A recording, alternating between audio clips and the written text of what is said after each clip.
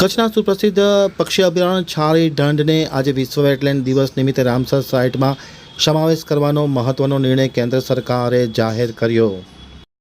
આજે વિશ્વ વેટલેન્ડ દિવસ છે ત્યારે કેન્દ્ર સરકારના પ્રવાસન વિભાગ દ્વારા એક મહત્વપૂર્ણ નિર્ણય જાહેર કરવામાં આવ્યો છે। કચ્છના છારી ઢંઢને રામસર સાઇટમાં સમાવેશ કરવામાં આવ્યો છે। છારી ઢંઢ એક ખૂબ મહત્વનો પ્રવાસન ક્ષેત્રે વિકાસ થઈ શકે તેવો વિસ્તાર છે અને ખાસ કરીને ત્યાં વિદેશી પક્ષીઓ નું લાંબા સમય સુધી આવગન હોય છે અને જેને લઈને કેન્દ્ર સરકારના પ્રવાસન વિભાગ દ્વારા આ મહત્વપૂર્ણ નિર્ણય જાહેર કરવામાં આવ્યો છે।